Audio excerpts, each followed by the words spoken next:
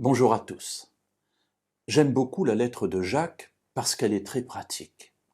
Un de ces passages va toucher les riches.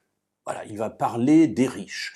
Et nous allons pendant 4 études, si vous le voulez bien, considérer ce passage qui débute dans le chapitre 5 et au verset 1 à 6. Nous verrons aujourd'hui les versets 1 et 2.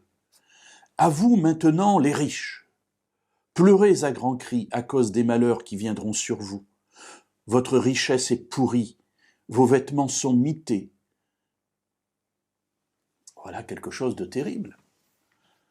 À vous maintenant les riches. Voilà une globalisation. Tous les riches sont à mettre dans le même panier, dans le même sac, et visiblement un sac qui n'est pas positif. Pleurez à grands cris, les malheurs vont venir, votre richesse est pourrie, vos vêtements sont souillés. Ah, là, voilà mes amis, quelque chose de terrible sur les riches. Alors nous avons déjà eu l'occasion de faire des méditations sur la richesse, et nous savons que ça n'est pas forcément toujours le fait d'être riche qui pose un problème, mais de savoir d'abord dans quel état d'esprit nous le sommes, et le deuxième élément, que faisons-nous de ces richesses? Jésus d'ailleurs lui-même était entretenu par des femmes riches. Alors imaginez être entretenu par des femmes et des femmes riches, ça devait faire jaser.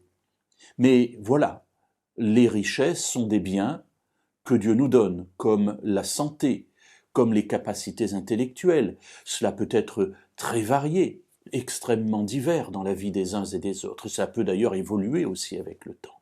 Et certaines personnes ont pu amasser des richesses. Mais voilà que Jacques commence d'une manière extrêmement négative. À vous maintenant les riches, pleurez à grands cris à cause des malheurs qui viendront sur vous. Alors cela doit nous faire réfléchir, en tout cas faire réfléchir les plus riches d'entre nous. Mais souvenez-vous d'une grande vérité aussi, c'est que nous sommes toujours les plus riches de plus pauvres que nous. Alors, peut-être des richesses matérielles, ici ça va être le cas, mais peut-être d'autres types de richesses. Que faisons-nous avec elles? À quoi nous sont-elles utiles? Et peut-être à quoi sont-elles utiles aux autres? Voilà une question qui va nous occuper pendant ces 4 jours.